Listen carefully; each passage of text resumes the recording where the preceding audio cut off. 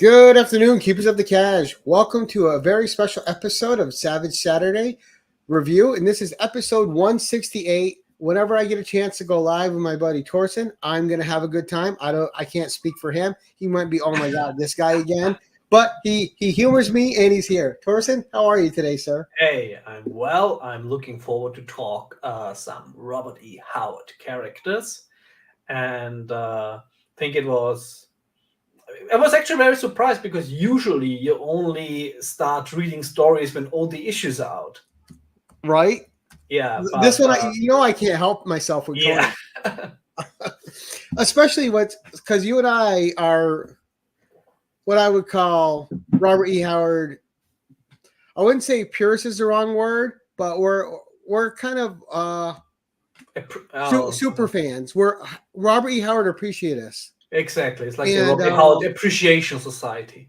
Yeah, and one of the things we appreciated that perhaps a bunch of other people don't know about that have just gotten into Howard through Titan Comics, which is another great thing that Titan's doing over there, is reintroducing Howard to a whole new age of readers out there. But the original Black Stone story, which Jim Zub quelled this tale from. Yes. So, and one of the things that you and I talk about all the time is how criminally underrated Robert E. Howard horror stories are. Exactly. And also it's still, even though there's some book releases of a collection of his Mythos stories that many people didn't appreciate enough, that Robert E. Howard actually wrote some fantastic stories that are taking place in H.P. Lovecraft's Cthulhu mythos, such as Black Stone. And when you see especially the characters of John Kirwan and John Conrad, that they are very much they're very much like a Lovecraftian protagonist, with the difference that usually Lovecraftian protagonists don't survive the stories and end up in madness. But I think it's a very great mix of having like continuously stories of this like duo that is there to research. And it should be noticed he wasn't copying Lovecraft; they were friends, and they took quite a bit from each other's discussions in literature. It's the same with Clark Ashton Smith, who took a lot of inspiration of both, and with a lot of writers back in the day from the Weird Tales pulp magazine, like they were like in letter, they wrote letters to each other, and luckily a lot of these letters like still exist and also transcribed in some books. Well, we got a few people that popped in, so before we get into our talk and discussion of Battle of the Black Stone, let's say hi to who has jumped in. We have, of course, Las Cruces. Good afternoon, sir. Great to see you as always, buddy. We have Ruby G, White Tiger, Calm, Cool, Collected, one of the greats in our community. Of course, one of our favorites, Mr. Gore Vidal, who's picking on me because he knows how much I can't stand that adaptation from Ablaze. I love it. Oh, it's horrible. One of the worst adaptations I've ever read. Damien, Sleepy Reader, good afternoon, sir.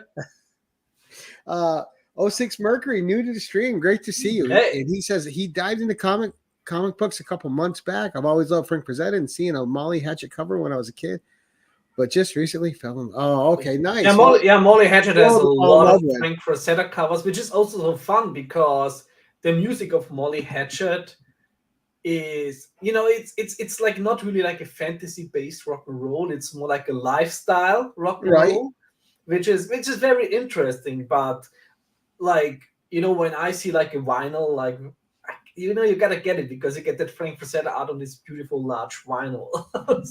Exactly, Damien. It's French. It's French. You can be happy they don't fuck more. And of course, also want to say hi to Tony Comaverse who popped in.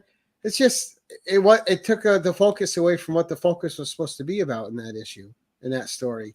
I'm a big fan of Robin Recht, and I think he did the most beautiful adaptation of some of the Eric of Melnibourne stories, and the art is just amazing.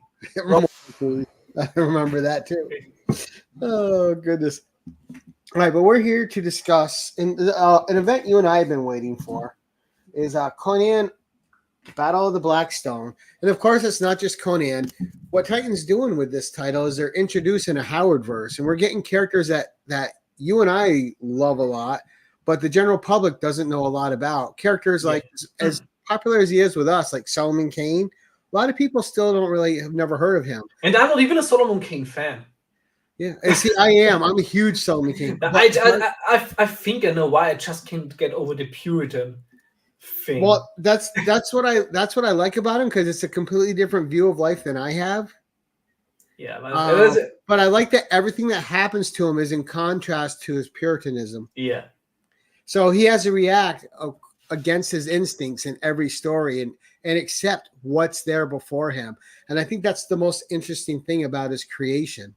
Yeah, it's always like a character I'm trying to get into, but I think it's like the only Robert E. Howard character that I can't really get into. And I love the character. So like, it's literally, if I see Solomon Kane's story, I gotta read it. I think it's also the only one that I don't have the first appearance in comics, because it's Monsters Unleashed.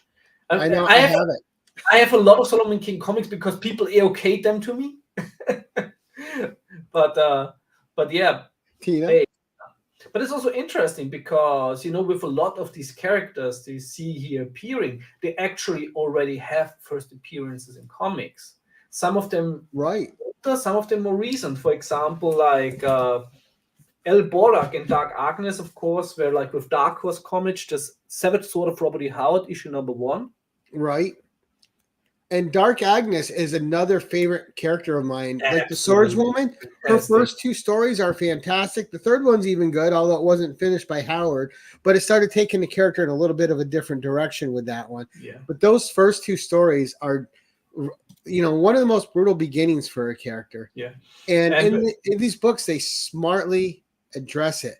Now, and of course, with like Kiravan and Conrad, there's of course also like a very underrated book, in my opinion, Turn Into Mystery, with the Robert E. Howard adaptation of Dig Me No Grave, which is a fantastic story. And a lot of people underestimate this book, in my opinion, because it's not only the first appearance of Kiravan and Conrad, but it's also the first name mention of Shumagorov in Marvel history, which is also interesting because even though it's based on Robert E. Howard's story, Robert E. Howard himself didn't name Shumagorov in his Dig Me No Grave story, but he mentions like the Ironbound books of Shumagorov in a Kull story.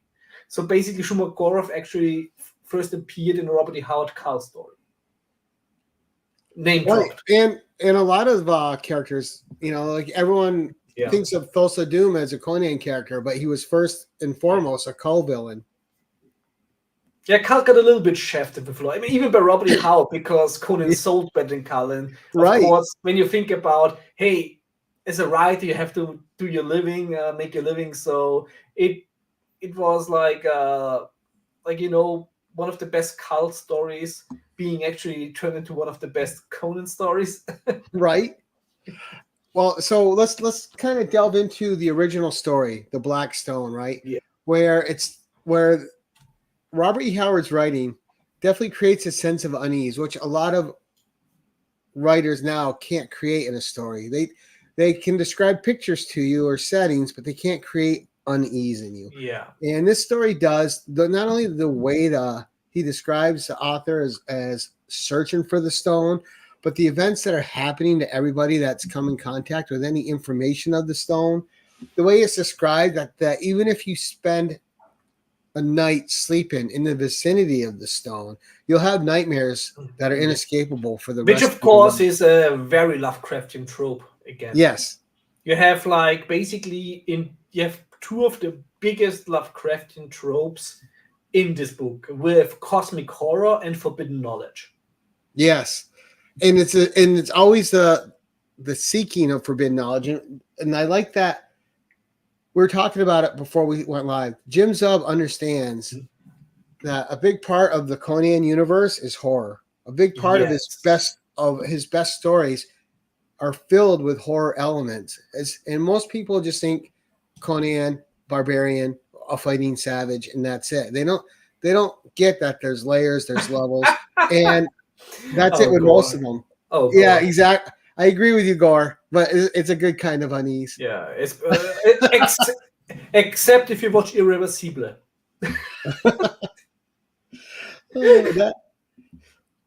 Well, you know, there's a few, right? We won't get into them, though. It's not that kind of stream. Yeah. But the introductory one, the Free Comic Book Day. Yeah. I mean, this was the announcement of this story that's going to come out to get peak interest, right? I think it was a good choice. It was a sneak peek into other Howard characters where you got your first look into these characters and expanded characters in an expanded Howard universe where we have all these universes that aren't really earned that are happening right now. But Robert E. Howard always was creating expanded universes in his fiction, especially through author James Allison. Yeah. And this isn't a new concept. This has been around since the 30s, probably, and before. And also, and also Jim Zub. It's not the first time that Jim Zub did involve it in a story. He also, of course, did it with Marvel when he wrote the Serpent War, which was like his first take on Allison. And what I absolutely love here is when you compare Zub with Serpent War, which is a fantastic story. I think it's his best Marvel story that he did with Conan. And when you compare it to the Battle of the Black Stone, what we have so far is you can clearly see the difference of what he was able to do at Marvel and what he is now able to do unchained from the rules that Marvel has. Right. And that's been evident in his Conan stories on every issue, just what he's able to do with them. Because his run at Marvel was great, but when you see him unleashed and he's really able to delve into it in a manner proper, it's been amazing. So take a look here at the Battle of the Black Stone. And of course, Conan's the catalyst. He's the anchor in this story. And generally, what I really like about this story, it's like not a glorified teaser. It really is a proper story that hypes you up. But also the wonderful thing about it, since it's Free Comic Book Day and it's not readily available for a longer period of time, right? It adds, but it's not a necessary reading because with the Battle of the Black Stone and with the story from Seventh Sword of Conan issue number 4, you get like a proper introduction. So I think the Free Comic Book Day issue exactly fulfills what it's about to do. You know, if this would have been a comic with a $5 price tag, I would say, no. But of course, as a Free Comic Book Day issue, I think it over delivers even.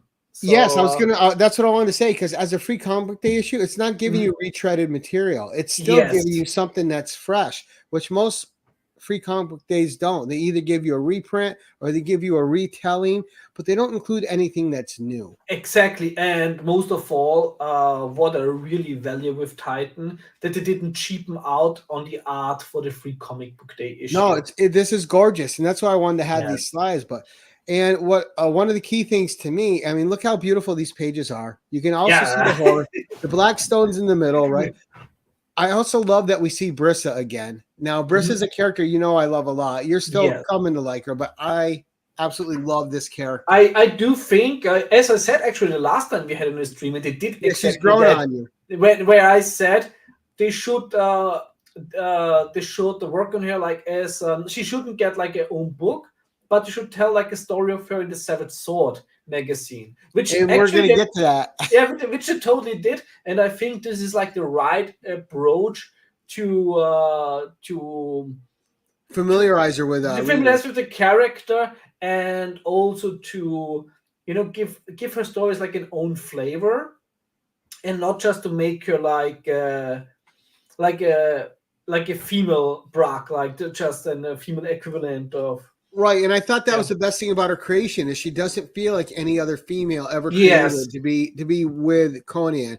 She isn't bound by any of the rules of Red Sonja, any of the rules of Valeria, any of the rules of Belit, any of the rules of Zenobia. Yeah, and I even forgot the name because the character is so forgettable. But Dark Horse also tried, of course, to make like a Red Sonja standing back in the day, only black-haired. Was it Jenna? No, was she called Jenna? I even forgot. Like, I laughed. I laughed at Dark Horse stories, but that felt a little forced in. They tried to do that in a couple of the novels too, and the characters, just the female characters that they created, kind of fell flat in the novels. But Brissa, which is one of the great things that he did, is he connected it to the Picts from Kull's age, with her being a descendant of Brule the Spear Slayer, which adds a lot of depth to the character already once you know this. But so we get here to these pages, and this was to me, this is what really made this Free Comic Book Day amazing, right? Is you get these little panel introductions of the characters that are going to be involved. And as a Howard reader, you see Solomon, you see Agnes, you see Francis Xavier Gordon, you see John Carolyn and Conrad and John Conrad. Yeah. And all of a sudden you're excited because you know this great staple of characters that is bound up with Howard's properties. Yeah, might finally get used the way they need to be used and explored. I do hope that I do hope that they don't overdo like the hardwares with the character interacting. But I really hope that we're gonna get like from the characters a lot of backup stories, maybe in single issues or in the Seventh Sword magazine or miniseries. Yeah, and you know, I would love it, but I don't think that, for example, Kieran Conrad and Elborak can maintain a single issue miniseries. I think from a financial standpoint, I don't think they're. Maybe I'm wrong. It would be great if I'm wrong, but I don't think that at the current comic price point that many people would dive into. So I think to maybe in the future when you have really established the characters, and that's what I was going to say. Maybe not just throwing it out there, but the way they're introducing them is smart. You're getting familiarized with their world through this tale, and then you're becoming invested in the characters. So if they did something like a 3 or 4 issue Elborak story or Dark Agnes story, you're going to like, you know what? I really enjoyed them in Battle of the Black Stone. I'm going to jump on this and see how it is. And most of all, don't do everything at the same time because you're really pricing out a lot of people like what Marvel and DC does with their main characters. You know, like if you're a Spider-Man guy, a collector, or a Batman collector, they kind of price, or even a Star Wars collector, they price you out by having 12, 13 books a month out with them. Yeah, ever since Marvel censored Conan and Conan is no longer with Marvel, I haven't bought a single Marvel comic, a new one. I do. There's characters at Marvel I love and will always love. So I'm a Marvel guy. I don't have any problems admitting that. But I think the best move for Conan was going over to Titan. It's just Conan has been reinvigorated. Like I thought it was going to get this kind of reinvigoration when it went to Marvel, and it didn't happen just because everyone was scared of how shackled Conan was going to be there. Yeah. And then once it got to Titan, and you're just seeing it unrestrained, it's amazing. But so we had the introduction of the worlds and the characters. We had the sneak peek. Yeah, in general, like for Gor's question, Titan, I think Fred Malmberg, who basically runs Conan also via Heroic Signatures, I think he learned valuable lessons during the Marvel relaunch, how not to do things. Right. And I was also writing with him back when I still had a Twitter account back in the day. Like I was writing a lot with him and also giving him my opinion about about like how things are running. Of course, always in a very in a very nice manner, because you catch more bees with honey than with vinegar. Yes. And he totally agreed that, you know, there are certain things that he's not happy, but also that are currently not in his power to do anything about it. Right. Um, And it's and, tough with any IPs that we love, right? I mean, when you mm, see someone acquire an IP, you hope they're acquiring the IP because they understand it, because they yeah, have a love for it and a respect for its sources.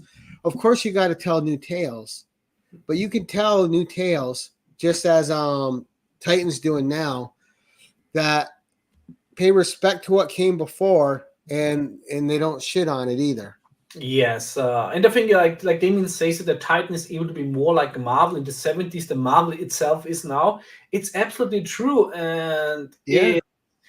and the other thing is, you know, what I also like, I was writing with what I also said Fred Malmberg back in the day, how good Jim Zub is, and that I also think he can do more than he is able to do right now at Marvel, because he clearly gets the character. And which basically my biggest respect Jim Zub earned for me is when I also once read one of his Dungeons and Dragons stories, that he is one of the few writers in comics now that can differentiate between different fantasy styles. Something Right. we're going to talk about next week. So he knows how to write Dungeons and Dragons like in a high fantasy setting, but he can also switch to Conan and write it in a low fantasy setting. And this is very rare. What we actually see with the current Red Sonja comics, that Dynamite is incapable of getting the right writers, or to have the right editors who tell the writers what is the difference between high fantasy and low fantasy, and how the Hyborian Age has to look. And it's not that difficult, you know. It's like there's plenty of books out there that are writing about the Hyborian Age. Even if you fucking ask ChatGPT, you get a better editorial than what they have like in comics currently. And absolutely, Gore. And one of the things I think that is resonating Yeah, over at Titan is they're not trying to kiss anyone's ass. It doesn't seem with what you're reading. They're trying to yes, put out something that's true, and trusting that if they're true to the property, it'll find its audience. yeah. And They're not. Go ahead. I'm personally a big fan of the approach like Titan has it now, to put out a quality story and not just solely lean on the popularity of the IP.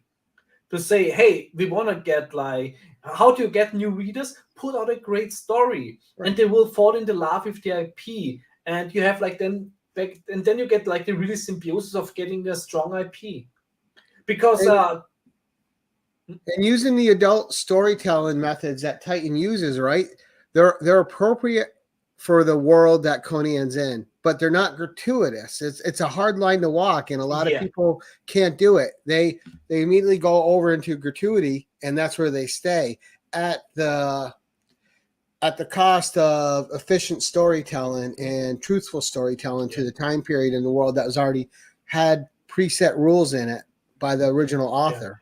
Exactly, and I actually think that Jim Zub is also doing a fantastic job in keeping the structure and the to keeping like the meanings of the words that Robert E. Howard used, Right. while having synonyms that work with today. Because of course, like Robert E. Howard, you know, when I think what how did Sub call like the subterraneans? Well, of course, Robert E. Howard wrote like subhumans, and of course, like I think he's getting like a really good balance between the ductus they had to the times of Robert E. Howard, Right. and what Yeah, he is makes it accessible to a modern reader. he makes it accessible today without censoring it, in my opinion. And this is like a rare gift. Absolutely. Now, Thorsten, when we were reading this, when you got to this page, were you as excited as I am to see? First of all, just the art is incredible, but just to see these characters lined up was amazing. Yeah, it's especially in. And I love seeing Brista in with the classic Howard characters because she feels like a Howard character to me. Jim Zub's done such a great job with her. She doesn't stick out like a sour thumb, and that's a good thing. Right. Yeah. Now let's move on to Savage Sword of Conan 4. So when we got in here, I was excited for this, right? But you got the introduction. You see Conan in the beginning, and he's having his own nightmares. He's seeing visions of the past where he's been devolved. Then he's seeing like his ancestors, like reduced to their most common denominator, always having been influenced by the stone. And what the stories in this issue are doing is they're giving you more of a background of how embedded the stone is in all these cultures. Yes. That each character comes from. And of course through the eras. Yeah. So and there's a note I made that I wanted to bring up. But you had so you get the origin of the stone in this. You get the world introductions of the characters, and you get them fleshed out a bit more to get you more at ease with them, to get you to care about them a little bit more. But when you're seeing the effects of the stone doesn't exist in any one time, and it exists in all times simultaneously, because whatever's happening with the stone is happening in every time.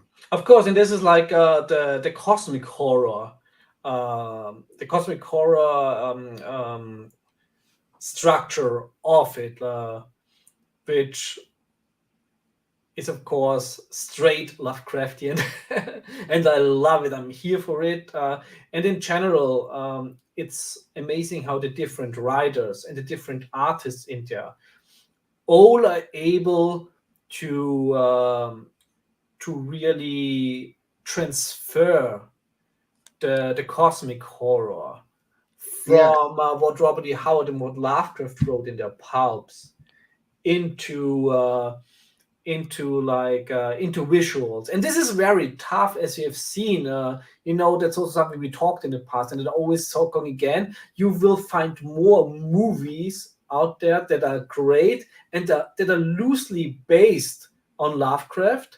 Then you find actual Lovecraft adaptations out there that are good. They are very rare good ones, because it's very tough to transfer, to adapt. Or I hate when you'll see them put an artist on an adaptation, where it's a dark horror story and it's almost kid-like art where it doesn't fit it at all and it detracts from the story they're telling. Exactly. And what I thought is in issue 4 here, and we'll go through the slides and you and I will keep talking about it, but every story has a different art style. Yes. But I thought issue 4 also had the strongest art of all the Savage Swords so far. Absolutely. Every art style here is amazing. And there's a picture of the dark one right there, which is incredible. Yeah, I do have to say, with the Patrick Zircher story, first of all, Patrick Zircher, fantastic artist. Probably, I think, along with Carl Bunn, one of the biggest Solomon Kane fans out there within like the professional comic industry. I had no idea he's actually a really good writer, and his story is very well written. However, his story doesn't make sense in the chronology of Solomon Kane, because he writes about is the war between the Holy Roman Empire, which I know very much about, because first of all, I'm currently writing a story about the war from us against the Ottomans. And of course, being from Austria, I have a great knowledge about like the history of the Holy Roman Empire. So he writes that Emperor Ferdinand, the war between him and Suleiman the Magnificent. That means Ferdinand I was crowned emperor in 1558. And the story, he also wrote that Solomon Kane joined the basically Holy Roman Empire after like Ferdinand's army after he made peace with the the Catholic-led Holy Roman Empire made peace with the Protestants, which was in the Augsburger Religionsfrieden of 1855. So, and then the story must take time when we were at war with the Ottoman Empire, which at that point, Ferdinand I made peace with the Ottoman Empire in 1962. That means that this story, while Ferdinand I is emperor and was at war with the Ottoman Empire, he died in 64. So this story must take place between 1558 and 1562. So you have the 4-year span where this story could take place. However, when you look at the Solomon Kane timeline, he mostly, like in most timelines, he was like born like in the 50s of that time period. When you look at I think the best chronological of Solomon Kane, I think it's from Richard Toogood, which he published in The Fantastic Worlds of Robert E. Howard in a book that that Solomon Kane was born 1549, which means that at the time of this adventure, Solomon Kane was 9 to 12 years old. Right. He doesn't look 9 to 12 years old in the story. Oopsie. So that's like, I personally, like what I've seen in the past with Zircher's like art, that he loves this time period, and I see he wanted to tell the story. So, but I think like he probably just forced it in there and is like, hey, and at the end of the day, it's a great story. Right. It doesn't really matter. You can always say, from it's basically just, like a tale you tell like at a bonfire, etc. But but within the chronology of Solomon Kane, this story doesn't fit in, and I also think like an editor has to say something, since Titan actually has, I think, like the approach of that the only thing that really is canon is like that none of the stories can contradict like Robert E. Howard. Right. Which this would of course contradicted like age-wise. Right. But especially like since I studied history, is like I'm very much nitpicky. Yeah, but I've loved Patrick Zurcher. So he was new to me with Titan Comics. I love his I think his art fits Solomon amazing. I think he already did some art at Marvel for Conan, and when back in the day before Marvel canceled like Dark Agnes and Fifth the Serpent were also planned to do a Solomon Kane story, I think the Solomon Kane story should have been written by Carl Bunn and drawn by Patrick Zircher, but I don't have like any sources for that now. But what I can remember, I think that was the plan originally at Marvel. So I'm very happy for him to be not only able to draw his favorite character, but also to write a story. And he writes very well. A lot of artists, especially with Dynamite, when Dynamite like just hires like an artist to write, so they can get them cheaper, but still have like the McQueen name like on the comics, that you can actually see that a lot of like Dan Panosian, fantastic artist, not a good writer. Story was not good. Not a good writer. Completely out of character.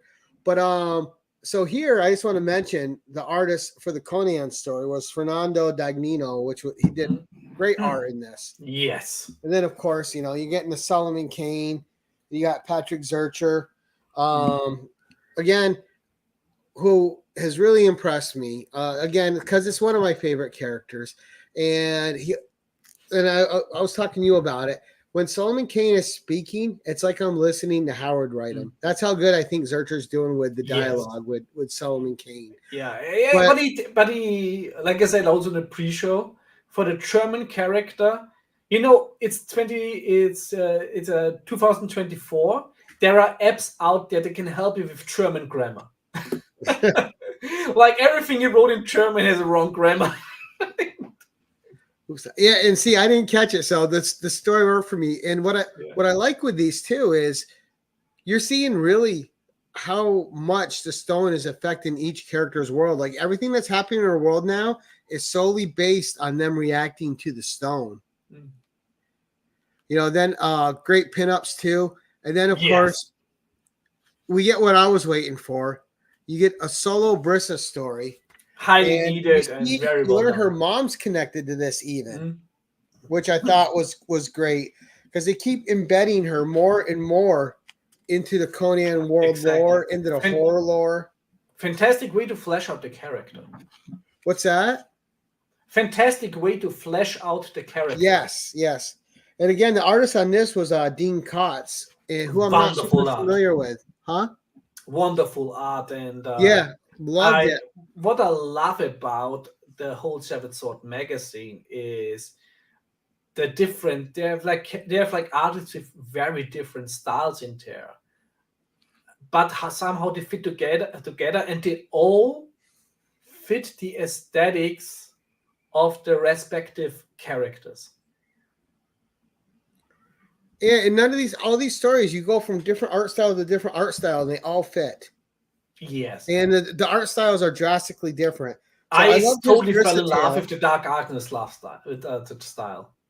Yeah, that one I will admit I had to get used to it, but by the end of the story, I loved it. It was just new to me that for her character to be drawn that way. Mm-hmm. I loved that we got more of Brissa's history with her mom in this tale. They did a little bit of a recap of what happened in Conan's issue 1 through 4 with her. Which is great, which is actually something I really miss a lot in modern comics. Because something that I really appreciate, especially like about the Bronze Age, is that you could just pick up a single issue and you got full-fledged stories, even though they were weaved into like a bigger storyline. Right. And, even with the Seventh Sword of Conan, with issue number, with the 4, like some might say, there's so many different short stories in there. However, I feel that every story is worthwhile reading and enjoyable. Right, and every story is fleshing out the characters more for the readers. Yeah. So it's not just... And you can just pick... It's not you fluff. can just pick this up, never ever have heard of any of the characters, and you're getting your money's worth. Right, and I like the Conrad and Carolyn story right here. Horror. I love those, yeah. Opens up, like as soon as you see them on the camels, it already gives you a place in a setting. Yes. What I also really appreciate how Titan does it is they don't shy away from making a proper adaptation of the pulp storytelling and of the storytelling of early adventure stories. When you read this, you might as well think about She of Haggard, Rider Haggard, and other fantastic adventure stories. Also things like Solomon Mines, and it's so rare nowadays because people shy away from portraying different cultures through the lens of pulp storytelling. And here, like in these stories, you really witness I think a proper approach that is not degrading, but that still fits very much the storytelling of the 19th and 20th century. Right, yeah, and there were characters that you love if you've read them before, and if you're new, it's characters that create an interest for you to delve into and find out more for yourself. And absolutely within the Caravan and Comrade story, I love the pinup afterwards because you can see, I think, Conrad with the book, and you have and if Unaussprechliche Kulte from Jungs, the book, and you also have like a little Cthulhu statue. Yeah, right here, the pinup I got right there. Yeah, the pinup is fantastic. You see like the book with. And what I also love about like the art style is that you can really read the cover of the book still. So it really it really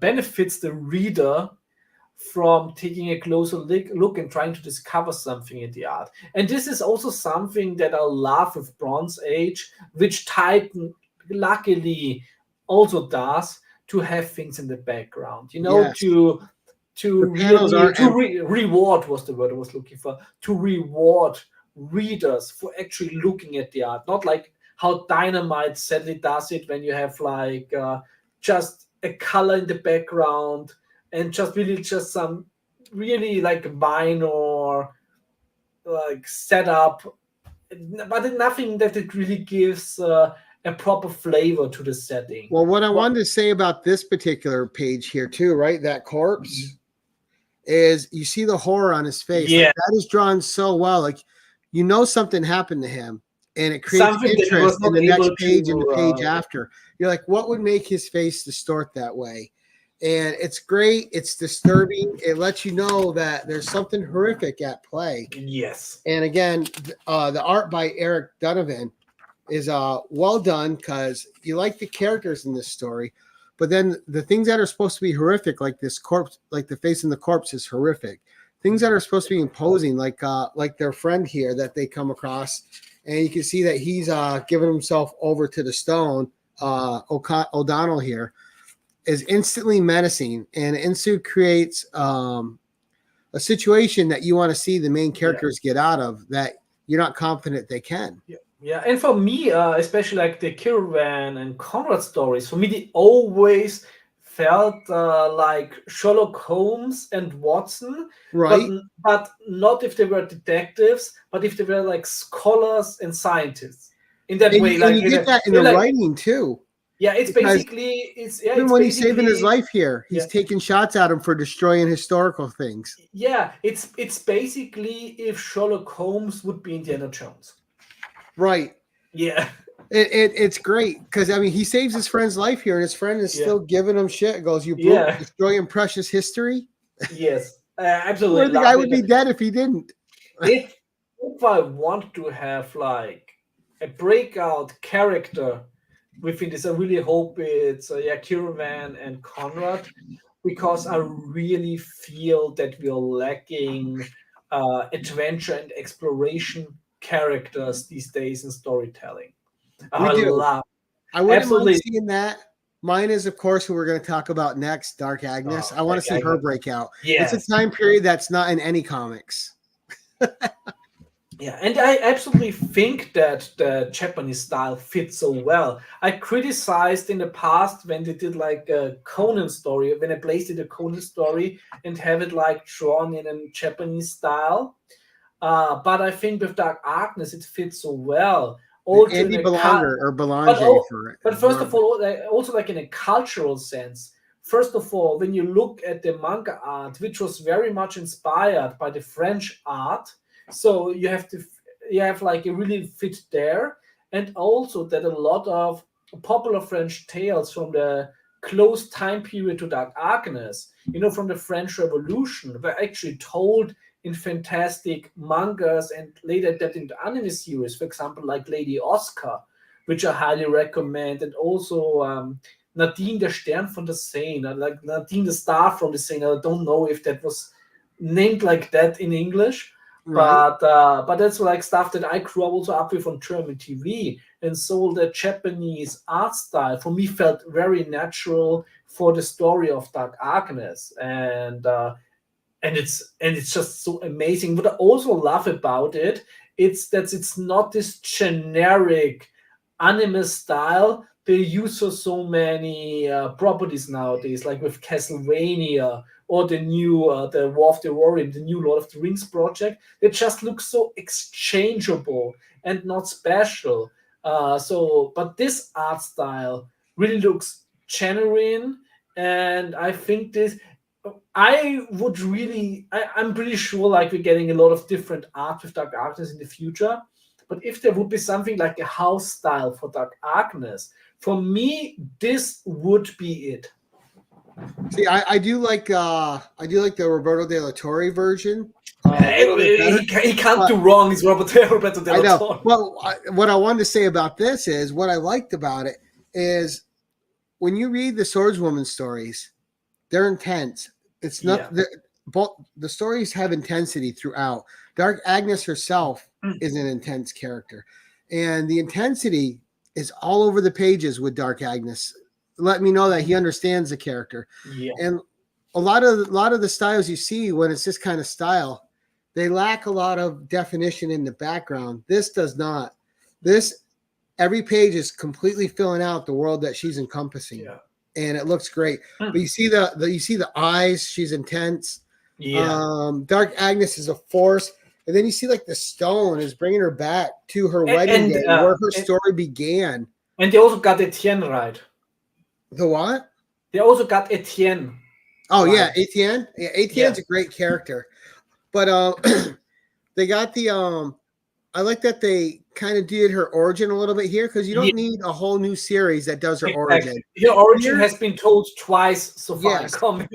Here it works. It's fine, and it tells it to you in a little bit of a more horrific way. But I like that they understand the horrific story of how she began, where she was going to be sold by her mercenary father to this absolute disgusting person and just being used as a breeder and a slave to this dude and just treated like garbage. Her sister gave her a blade on her wedding night to kill herself with, and instead she turned the blade on her to-be husband and then escaped that situation into the life she has now. And I thought it was a clever little retelling, but in a different way. Yeah. Much like what Zub's doing right now with the Frost Giant's daughter. Yeah. I actually think this would be like a story that Robert E. Howard himself would very much appreciate. Oh, I think so. Because when we see the only finished Dark Agnes stories, that they are very profane in a way that there is like no mention of anything supernatural, which would have been introduced in the third sadly unfinished story, which was later adapted by Roy Thomas into a Conan story. Yeah, because the first two he wrote was like her introduction and how she became Dark Agnes. Yes. And two was more like her training and her just being able to be sufficient on her own. And the third one would have introduced a supernatural element. We have like fragments of the story, but sadly, Robert E. Howard killed himself before he finished it. So Dark Agnes really is a character where we have the origin, but the way she would have gone is still very much like an enigma. Yes, it's respectful to the source. Yeah. And I like too, like Dark Agnes, like for people that think Conan's brutal or Cull's brutal, Dark Agnes is just as brutal as them. She will murder somebody in an instant. Yeah. She almost killed Etienne because he betrayed her. I just wanted to say that Etienne didn't have the most friendly story on how their friendship started. Right. Like he shouldn't have said, like she saved his life, but she like ran him through without a hesitation. Yeah. And in here you see her cutting off a hand. Like Agnes is brutal. You don't cross her. If you do, there's a price to be paid. And that definitely comes across in this story. And then when you look, of course, at the modern Red Sonja, which very much is a Roy Thomas creation, is that she's a mixture of Dark Agnes and Red Sonja. Yeah. Exactly. And I always wanted like the original, like I love the creation of the Red Sonja that we get that Thomas created, but I also like Dark Agnes as her own, and I like the original Red Sonja as her own too. I think they're both valuable characters. Yeah, of course, especially since the original Red Sonja story is told in the second siege of the Ottoman Empire in Vienna, where we fucking kicked their asses and drove them back to Belgrade. Right. And here too, here's where the animation fits. And I like too that they didn't leave out that Etienne is kind of a pig. Yes. Right? And that's very much an Etienne's character. He really cares about Agnes after their dispute and she almost kills him. but he does have a general, like, he really felt bad for what he did to her in that original story. They did develop a real friendship, but at the same time, he always notices that she's all woman. Yeah. And I think Etienne is one of the best male-written characters in general. I think, also the character of Etienne, that if he would have been written like, in a Three Musketeers story back in the day. Oh, he would have fit right in. He would have fit right in, and I also think that he would be a recommendation like in high literature. Right. He really, I know Robert E. Howard, of course, he was very well read, but Etienne really feels like he could have been written by Dumas. Oh yeah, he definitely reads like an Alexander Dumas character. Yeah. And I just love too when she's coming out of the water and he goes, I don't know, Agnes. In the original stories, he doesn't let any of those lines. He doesn't hold them back. He says that's what he thinks.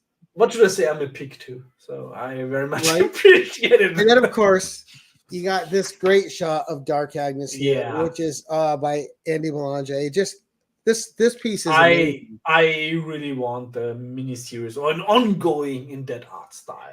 And and I like here that she's in her full regular costume, which he did an incredible job of. Like, this is probably one of the best Dark Agnes pages I've ever seen. It's just amazing.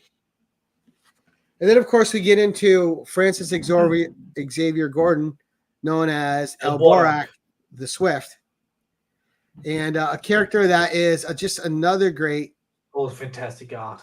Oh yeah, and you're seeing that he's trying to protect this boy who's telling this story and has nothing to do with him after this, but it's a different approach. It works. I want to get to the artist here too and give him credit, because the Dark. Mike Perkins, and this is written really well by Ron Mars too.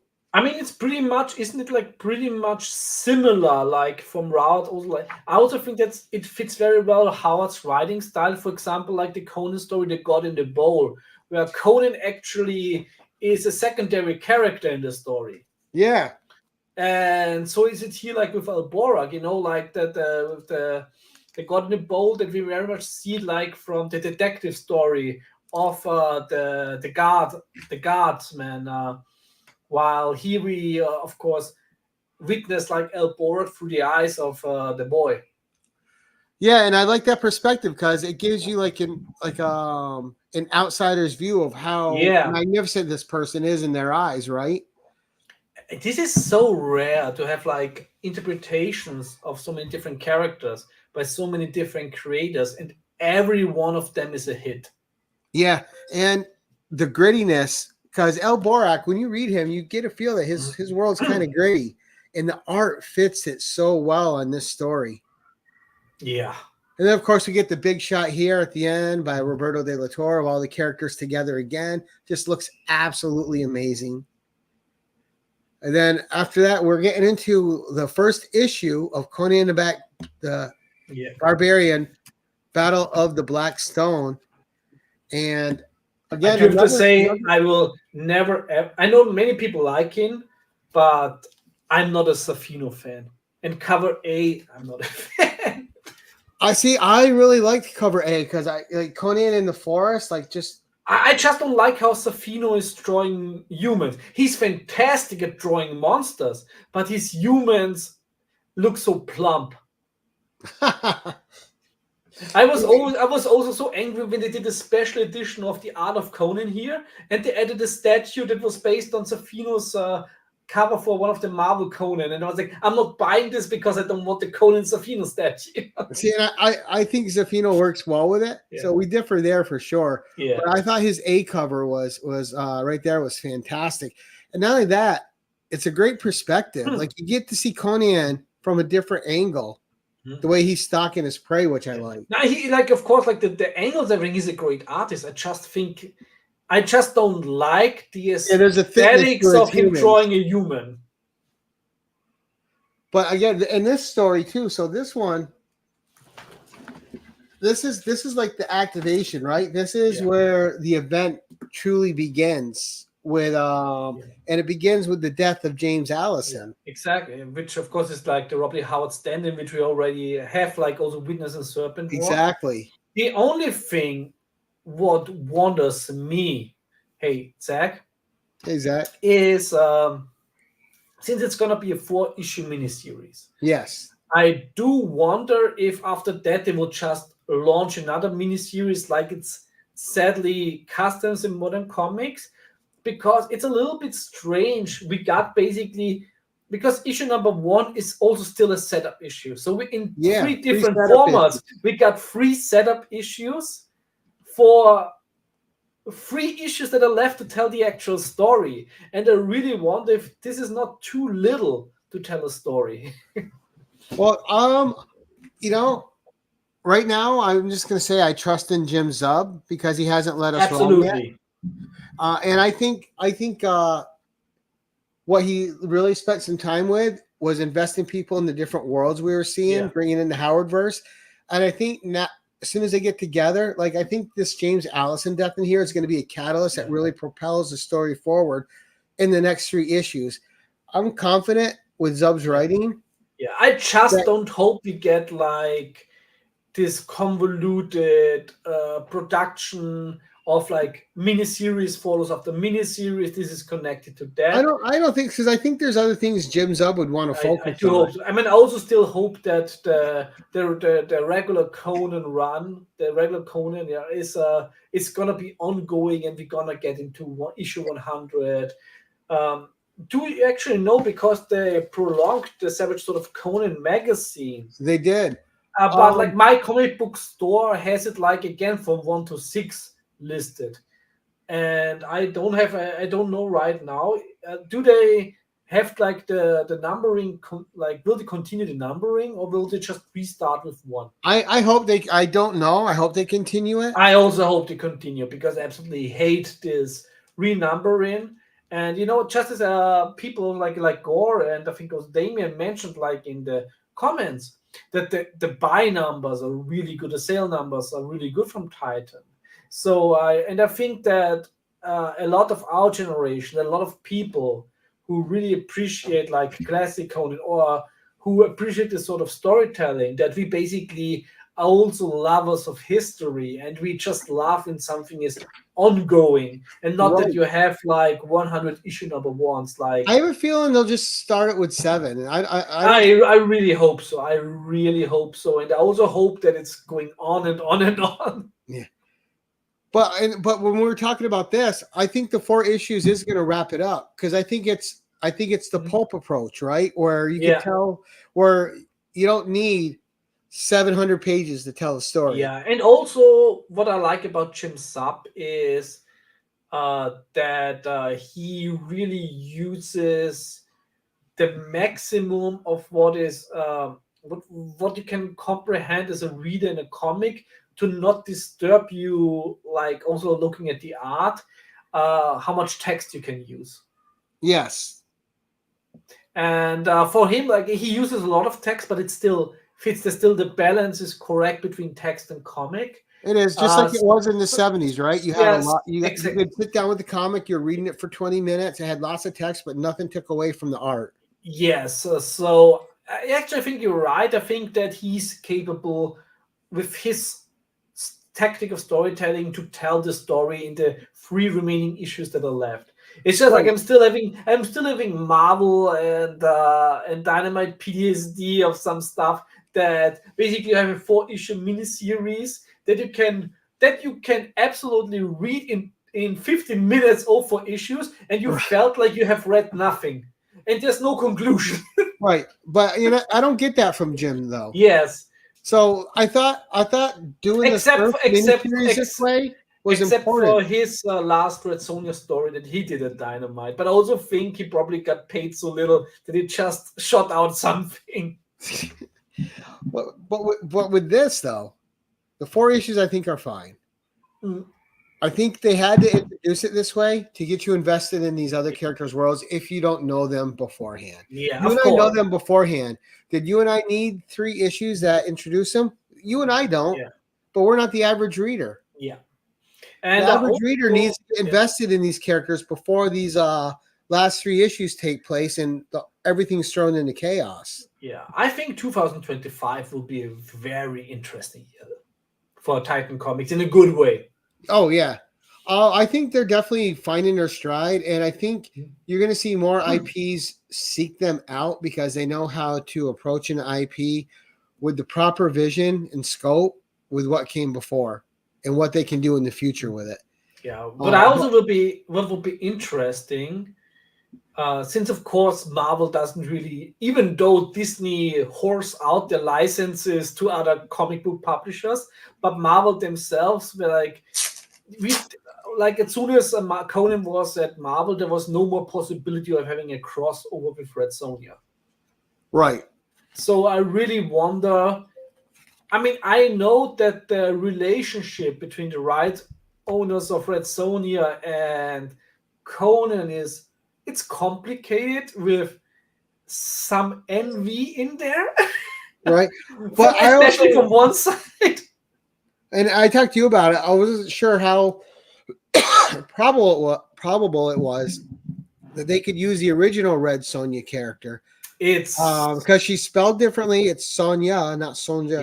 Yeah. Not with a J. Yeah. It's not Sonya. Yeah. It's a different time period. Yeah. Like I said, because they're basically 2 different creations. Yeah, I think the biggest problem is, that most of the Conan stories, like actually all of the Conan stories that Robert E. Howard published in Weird Tales, are in the public domain. Right. However, the stories that he didn't publish through the lifetime and they were only published later, like Shadow of the Vulture, like the Red Sonja story, I don't know. I thought that it is the time of the creation that's in the public domain, but I think it's like the time of when it was first published. But I'm no lawyer in that. It's complicated, right. Even because technically, also it's also still the what I know about how, when when Arthur Lieberman sold Conan off and kept the Red Sonja rights, that they later reached this agreement that both characters are able to use like the Hyborian age. Yeah, plus Thulsa Doom. They both use Thulsa. But I think that's. Kulan Gath. They both use Kulan Gath. That's the next thing, because Kulan Gath actually is an original Marvel character. Right.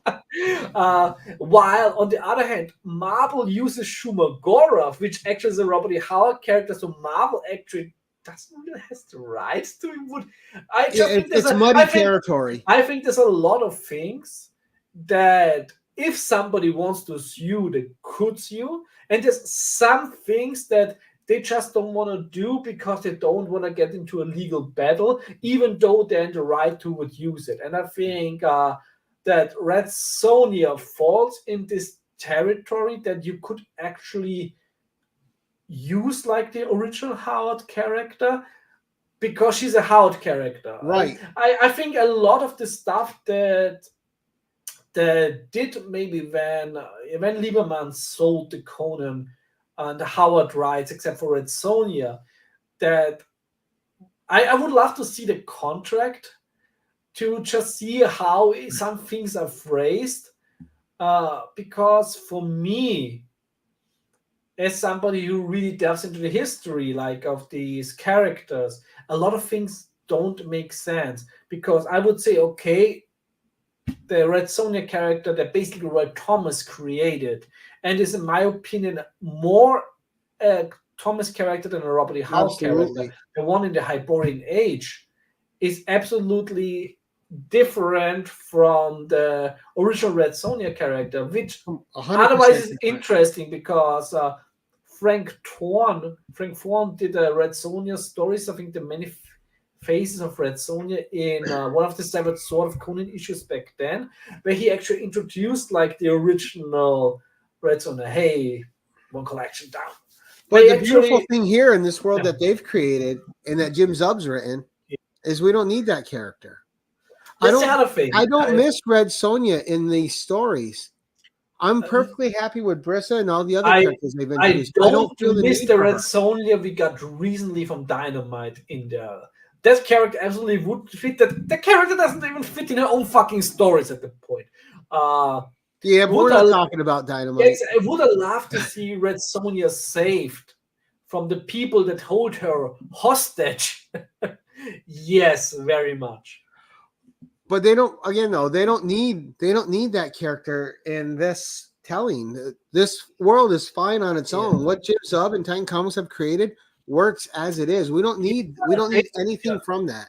Yeah, Damien, you're completely right in that sense, because I remember, when I played Conan Exiles, I created a Red Sonja character for that game, and I posted like a screenshot where you can see her like in the chainmail bikini, sort of, and the Red Sonja account was writing me, "Is that character like that in the game?" And it's like, no, I created like my own Reddit character, and I just crafted like something that looks like a chainmail bikini, but it's not like that. But they were totally asking if that character they're going to go after it. Yeah. Now, what do you think of the art in this issue? Because you haven't given me your opinion on this artist yet, and I thought the art on this was good as well. Because this artist did a few different time periods, and he did them all well. Yes, absolutely. And Borak just looked so good, like he was done with like having to deal with this stone. And but this guy was Jonas Scharf, and I thought, like, we're going through, I thought he did such a great job of all the different times. Agnes looks great. And you know what I also really like about it? Go back to Solomon Kane. So like, this is the Mark of the Devil story. And you can clearly see that they got the age that Solomon Kane had during the story really right in the face. And they got his juju staff there. Yeah. So I really love this. I love this attention to detail.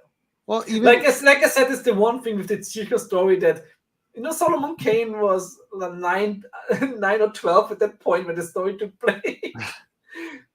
But he with the Mark of the Devil. And here too, when you go into the 30s, right, with the James Allison character. Yeah, I mean, that looks spectacular. And I absolutely love how the interpretation of Howard. Like before that, remember like the Italian comic that I gifted to you that like tells a story about Robert Howard. Yes.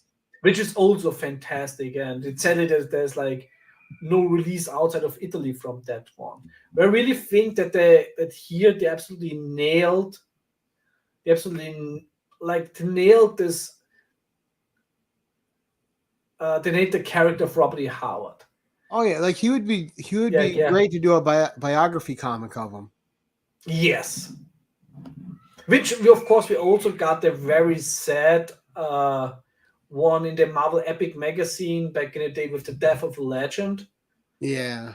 Which is also a fantastic story. And this is like a story that whenever I read it, the next hour, I just sit like there and stare out of the window. And just contemplate, huh? And just be pondering. So then again, too, and then we see the Black Stone. Like, you see it affecting Borak the most, which I think is interesting. Mm-hmm. But like, as you see James Allison being torn apart, again, you see it happening in all the time periods, right? And which I thought, what a clever art style to use it like this, right? I thought it fit really well. Yeah. They're all seeing it in their own times, and you see the designation here with all the characters feeling the death of James Allison, who's kind of like this connective tissue to all of them, even though none of them know who he is. Yeah, he'll come back. But I mean, none of them know who James Allison is. But the death of this one person through the Black Stone is having repercussions throughout all of them. I think it also, it shows the gravitas of what happened. And even though, like I said, they don't know him, but they felt like the aftermath of it. They felt how much this this had an impact on the time stream. Yes. Yeah, because it's always present no matter what the time is. Yeah. And all these different characters affected. And I think this is when it delved, like this issue did move away from the introduction, but now all the characters are going to be brought together. Yes. And you're going to have to see how it plays out. I'm very curious about issue number 2. Yeah, same here. And well, let's talk about that, right? With issue 2, we're not going to have to wait. They have definitely, for an independent company, kept a publishing schedule with Conan the Barbarian. It's been out when it should be out. We haven't had any delays. We haven't had to wait on any issues. Well, I have to wait because I only get my comic book delivery once a month. Oh, okay. Well, I mean, they've met their monthly quota. They've done it. They're putting them out regularly. And especially when you see Gore, burn that thought right out of your brain. Burn it away. Yeah, especially when you see as you know, I absolutely love Sarah Frazetta, fantastic friend, and everything.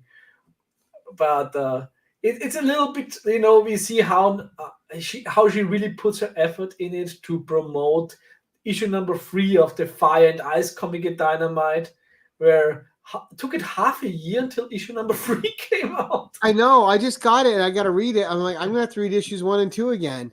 Hey, Sean. Hey, Sean. But a regular publishing schedule is to me, especially if you're an independent company, it's how you keep yourself alive. Exactly, and if you don't have a regular publishing schedule, you lose a lot of trust with the audience. And Gore's trying to tank it all.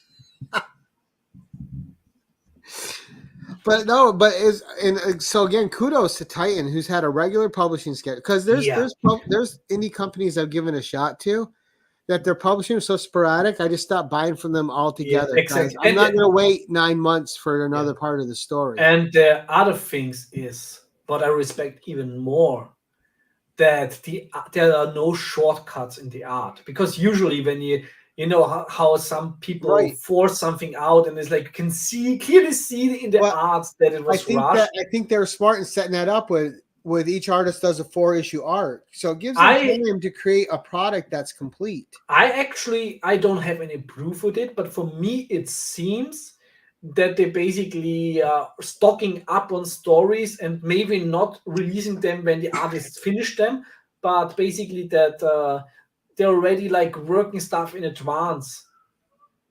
Oh yeah, I think because I think they had a couple arcs already in the tank. Like when they got the property, they didn't start a month later. They waited a year and then they started. So I really think like in the time period before Marvel stopped publishing Conan, before Titan was allowed to print it, they already had like the artists on the payroll. Okay, already draw, and fantastic. Yeah, Dynamite has actually I thought had, because I was stalling even if issue number 3 comes out, but they have like a Fire and Ice miniseries from the Frank Frazetta animated movie. Some people like it. I was not able to connect with it, and I didn't even get issue number 3. First of all, like I say, I want the schedule that I'm able to read, and not like when the next issue comes out, I've already forgotten about the other stuff. And I think that the writer who's the writer of Fables, I don't think that his writing really fits into the world, but there's some people who really like it. It didn't wow me. The art is amazing. Yeah, the art is amazing. The coloring is amazing. And we've had a lot of good colorists lately in fantasy books, which I think is an underestimated quality that you need in these stories. Yeah. As you can see, with I really hope that Dynamite will see the impact of low quality. Yeah, because sometimes what they have an excuse for interior art is horrible. And I always say to everybody, stop buying just covers. Don't encourage them for their shady tactics. But what I would like to see is more publishers take on the approach Titan has with this, right? Because you have not got one bad panel from Roberto De La Torre. You haven't got one bad panel from Doug Braithwaite. They've all been exceptional pieces of completed art per panel. If only realized visions on each page without Titan any shortcuts can keep up the success, I think just naturally by other publishers copying the success formula of somebody else. I think so naturally it will. Naturally, I think that Titan could make the comic industry an industry again, where you get actually get like a job on merit, right? And not based on agenda. But also, and I just want to keep talking about the art a little bit, because I think what Titan does too is, I think it's important, because when you have somebody that does long runs on books, they get burnt out and they start taking shortcuts. Doing it this way, your artists aren't getting burnt out. They're not trying to pump it out. And I love the mixture of Brave Wave and with De La Torre. Like basically everybody tells an arc, and then you have like the next artist. Where's the t-shirt, Gore? Right, let's see. And Damien says, I wonder if heroic signatures are the special factor. Will to invest properly in quality and consistency. I don't think it hurts, because they could have taken that property anywhere and made a quick buck, and they didn't. I mean, somebody that would treat it properly. Interesting, of course, would also be, when you would dive. Right. I don't want to have like any conspiracies here, but of course, since Funcom is also with heroic signatures, and Funcom is mostly funded by the Chinese government, would be really interesting, of course, like how from heroic signatures, like how their war chest looks. Because of course, if you're like a small indie publisher, you probably couldn't afford artists for that amount of detail. But at the end of the day, as long as I get good Conan stories, I don't really care how they come together. Right. And I want to mention, as a side note, I know you're not reading them, but the digital stories that they're producing, they're like old pulps, where you get these little pulp stories. Yeah. The digital stories have been amazing from Heroic Publishing that are connected to the Conan world. They just released an Elborak one. They did a Belit one, which was good. They did they've done like 5 or 6 Conans. They've done a couple Solomon King. If they want me to read it, they should print it on paper. It's still which actually was the only strong point of the seventh sort of Conan Marble approach, that they had like this ongoing Conan story pulp in as an add-on. Yeah, but then you could get that digitally and just read it like that too, as a whole story, and it's good. Yeah. So if you read digitally, they're the price point's great. They're $1.99 for a 40 to 90 page story. You can't go wrong. I totally support digital comics and everything that it's out there. I think it's great as a choice. Me personally, I have problems reading something digitally. I have a Kindle. It's not my favorite either. I have a Kindle. I really tried it, but even with books for work, it's like, nah. It's like, well, I bought a new Kindle just for the sole purpose of reading all these stories that they're putting out, and I've not been disappointed. I totally believe you, but for me, as long as it's not printed on paper, it doesn't exist for me. Right, I hear you, but for me, this is like keeping the pulps alive. Yeah. There's something special about them, and I would like to see them publish them in print at some point, maybe as a collection. Which I hope then I would read it, yeah. Because I think that'll happen down the road. I mean, Heroic Signatures has had so many of them out. There's like 15, 16 of them out now. But they're great. They're ones you sit down and they're one reading. Done. It can't be worse than the first Conan novel they published. Right. And I think what Heroic Signatures is doing now was the same thing that Glenn Lord did back with Roy Thomas.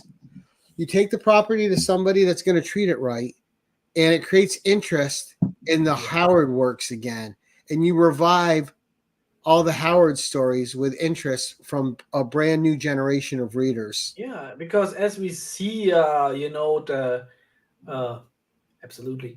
As we see with the history of Conan, how the popularity also Right. went in waves, and how important actually Roy Thomas comic book interpretation was to get the character more popular again. And of course, Arnold's Conan, like the Milius movie, and of course Conan the Destroyer, were way more based on the comic output. Edward Pressman wanted to do a movie with Arnold, like after of course seeing Pumping Iron, and see how much charisma he had, Right. and he was going in a comic store and was picking up Conan comics, and it's like, this is gonna be it. He didn't pick up a Robert E. Howard collection. It was the comics that made the Conan movie possible. Yes, because it brought it to a global audience. Yeah, and of course the heights that Conan had, like in the 80s, thanks to the combination of like the comics and of course the magazines, the magazines and the Milius. Let's say interpretation, not adaptation. Still a fantastic movie, but it's very much an interpretation. Right, it's not a true Conan film. But it's fantastic. And but also too, though, we gotta mention, like, why didn't Marvel do a magazine size? Magazines formats have been making a comeback. That's all Hillary does. That's all others do. And now you're seeing it work again with Conan.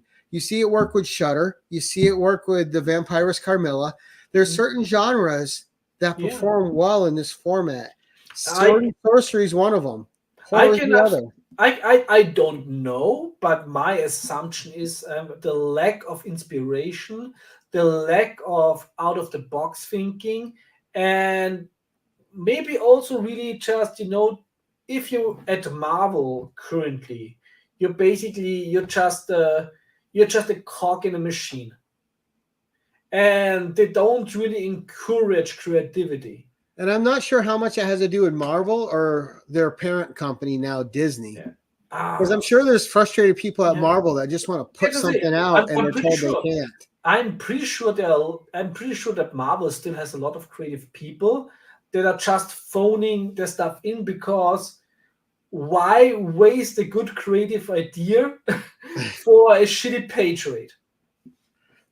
Yeah, but they still have some good stuff. I do understand that, though, because when you saw Conan go over to Titan, you saw an instant improvement. And I was already liking it where it was.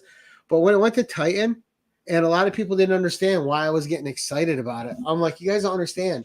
If this is done right, because this is going somewhere where there's not a big, for lack of a better expression, there's not a big box company with rules that they have to follow. Yeah. They can just go in, attack this property in a proper way and get it out there. And I think they have.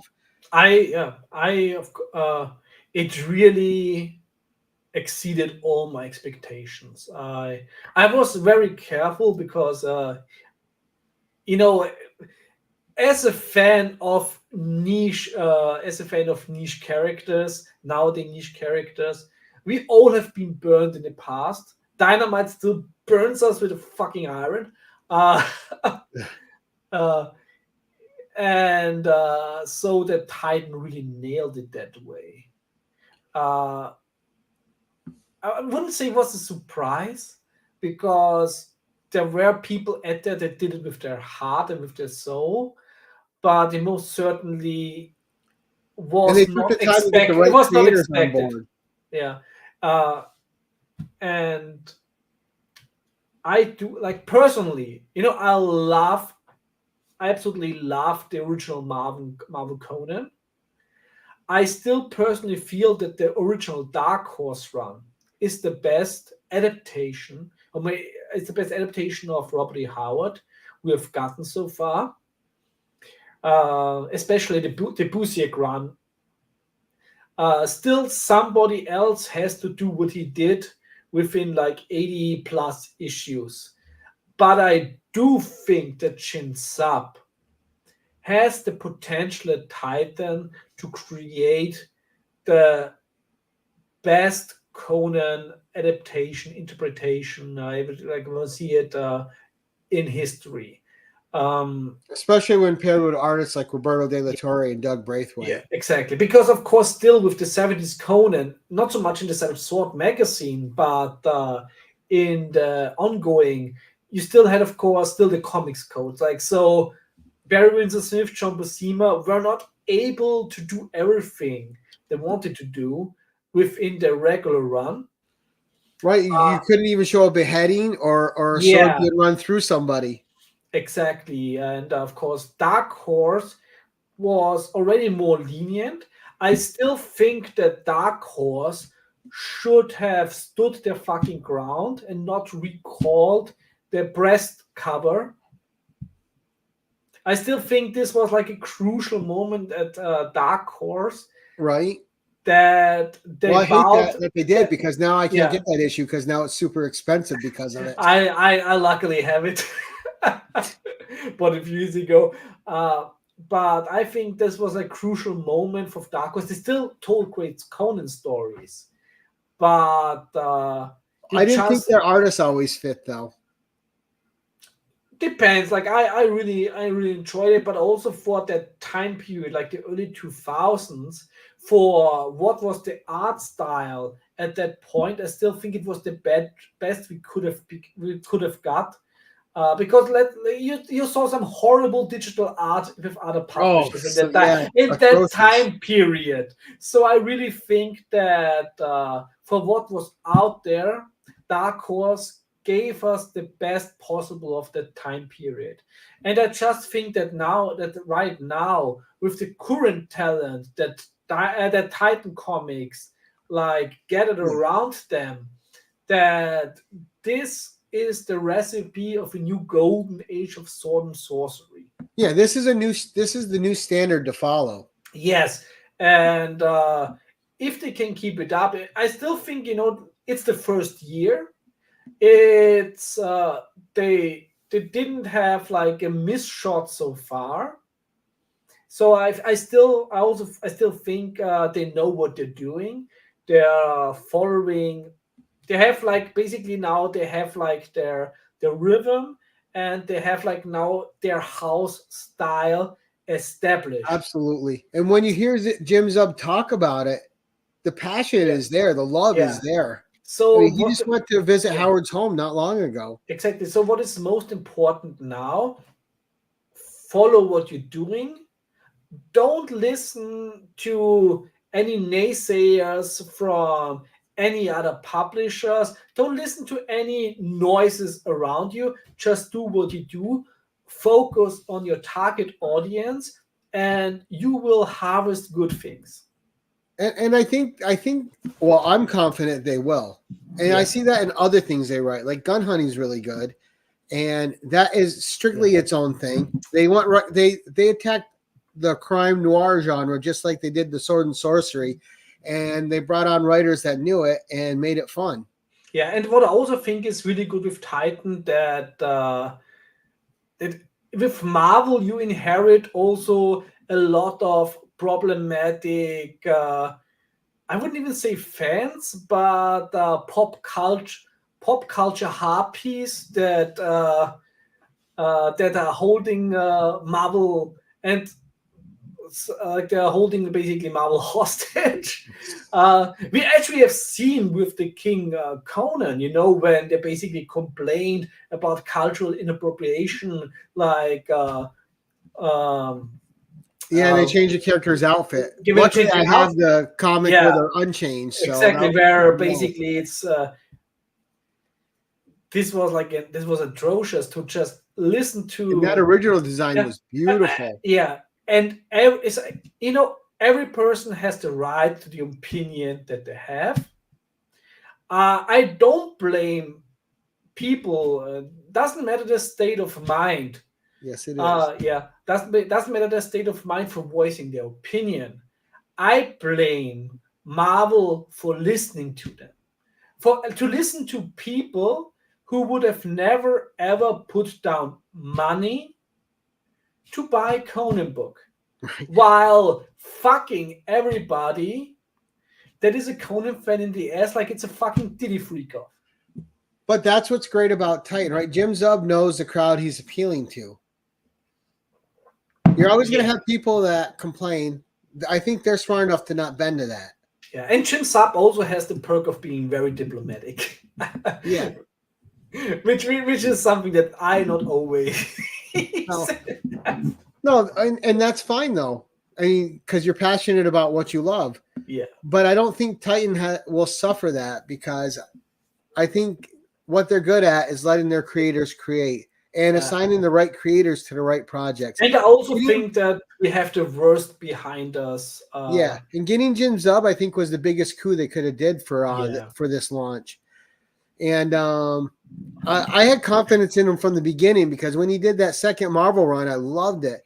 I know you were a little weary at first, but seeing every time I see Jim talk about Conan, you see him talk about it the way you and I talk to each other about it. Yeah. The way we talk about it with Damien or Gore Vidal, there's a genuine love and appreciation, and this universe that Howard created. Yeah, and I think how it shows most, of course, is rightful the award he got, of course, from the Robert E. Howard society, like in Cross Plains. Right. When they have the Robert E. Howard days, and they always give out like the awards, and those guys are purists. They don't give you an award when they're not 100% think that you represent Robert E. Howard's legacy in any negative way. Yeah. Exactly. So, when you get an award from them, you did something very much. And when I read Conan now and the way they're doing it, all I can think to myself is, if Robert E. Howard was alive, he would just nod his head and go, "This is how it should be." And he would appreciate what they're doing. He would be like, "You're handling the character I created with respect. Thank you." I mean, first of all, I think if he would be still alive, he would write it himself. Oh, he would. But I was saying, if he was like alive and like this old retired dude, and he was like handing it off to a new generation, I think he would feel it's in good hands. Yeah. But so let's end with our closing thoughts here. Overall, I know we've had 3 introductory issues. I had my reasons for why I think it was necessary, especially through the formats that they did, and especially in the way it was introduced in 3 different forms of comics. Nicholas, how you doing, sir? With the free comic book day actually being a free comic book that actually has value to it and a new story. And the Savage Sword, which gave you a more in-depth look into the worlds of these characters and how the Black Stone was introduced into each of their worlds. And then in this first issue, which is starting to show the Black Stone just taking over the everyday life of these characters. And now they don't have a choice. They have to seek it out or forever be enslaved to it, have it forever in their mind, not having a peaceful day. It's always going to be there. I think it's off and running now. I'm going to give it, if we had to do a scale of 1 to 10, I'm going to give it an 8.5. Because as much as I've liked the intros, I think the intro is still a bit lengthy to the tale. I think it's necessary with the new audience, and I think they understand that. But as someone that is familiar with the material, I was ready to be deeply into the tale at this point. Which is interesting, because I was like, I give it a 7.5 for setting up, but I also raise it to 8.5 for properly introducing cosmic horror into it in a way that it feels natural, in a way that we have read from Lovecraft, that we have read from Robert E. Howard, and of course also that it highlights and showcases some of Howard's forgotten stories. And I recommend everybody. There are different editions. Like, this is something also like from Public Domain Stories, which has a horrible layout because it's way too small.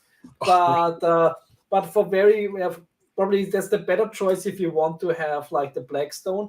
But this is a nice collection of the Cthulhu Mythos stories by Robert E. Howard, and a book that is very dear to myself. I think it should be even able to be out there, which was And a these very stories are nice cheap to release. get a hold of usually. Yeah, The Rattle of Bones, which has Robert E. Howard horror stories, and the great. I think it's from. I had that version, the one with the silk bookmark and stuff. It's nice. Yes, and especially since this has also exclusive pinups in there, and it's also a fantastic collection of horror. And here we have the Dig Me No Grave story, which has the original, which is a fantastic story with John Caravan and with John Conrad, which of course was also later adapted by Marvel into the Journey of Mystery. There, so it's Halloween time is approaching, so it's really time again to dive into the horror stories of Robert E. Howard. And like you and I always say too, like horror is such an immense part of most of what Howard did. There's horror elements in almost every single thing he wrote. Yes. And if you don't understand that when you approach these characters, you're missing out on something that's vital to their development. Yes, also a fantastic book that came out this year, last year, Lost in Track of Time, which deals with the connection between Lovecraft, Howard, and Ashton Smith. Ja, ich bin aus Österreich, also so ja. But yeah, so I'm glad we both have good ratings. Like neither one of us called it perfect, but it's still excellent. Yeah, and perfect ratings. I'm very. That's always saying there's never room to improve, you know. Exactly. So it's very, very rare that I give it 10 out of 10. But I will say, like, this is the best comic on the market right now. Yeah, it's I can't hide my Teutonic tongue when I speak English. But I want to thank you for coming on again for another Savage Saturday. But hey, we're here again next week, as I said, where we have like the very much needed discussion, since there is like no gospel on it, on what is high fantasy, what is low fantasy. Yes, and I will be it'll be me interviewing Thorsten for your information. So and I will dissect of course the Robert E. Howard Conan stories and compare them with the high fantasy stories. With the epiphany of high fantasy with the Lord of the Rings, and what Tolkien and Howard had in common, and what also separates them, because there's also a lot of fantastic horror, except of course with Ungoliath and with Shelob, in the Lord of the Rings, they have nice horror stuff, but it's of course very many tropes that differentiate both subgenres of fantasy, and sadly, as we see nowadays in comic book writing, except for Titan, luckily, is that a lot of people just think that fantasy genres are interchangeable. As you can see with Dynamite, when they try to force Red Sonja in Witcher stories, in in Lord of the Rings style stories, and it's well, and like we were saying too, a lot of people don't understand that just like horror, which has many subgenres, sword and sorcery is the same. Even though Witcher, I would say, is more sword and sorcery, but in that form, it's different tropes where they try to force the Polish folklore, the Scandinavian, the folklore of the Baltic and Scandinavian area into Red Sonja, even though, of course, Robert E. Howard very much was inspired by these cultures, with the Cossacks, of course, with the Nordheimers, and but you just can't take something out of one fantasy franchise and just force into something else. So, but that's next week. That's next week, yeah. And already diving into it, and of course, then I probably will also have some Moorcock sprayed over it, because I think he actually did both in Elric. He started as sword and sorcery, and it turned into high fantasy. Nice, but it evolved. It just wasn't. Yeah. Yeah. But all right, cool. Thank you to everyone who came out to watch us today. We appreciate it. If you're watching us on the rewind, we appreciate you watching as well. But Thorsten, thanks for making time in your late night to come on here for me. It's my midday. It's barely 8 p.m. here, so. Oh, is it all right? I guess I got your not too time late, zone yeah. wrong. No, we're not highlighting that comment, Gore. But a great discussion, and of course, whenever we get to talk Conan, it's a good day. It is. It truly is. And for all of you out there, and we get to talk Conan in a good light with good creators, which is even a better day. So thank you all for watching. We appreciate you. And shout out to Titan Comics. If you guys aren't subscribed to Jim Zub's Substack, I have the link in a description below where you can keep getting all the updates on what he's working on in the Conan world. But that's it for today, guys. Take care. And until next time, keep it casual.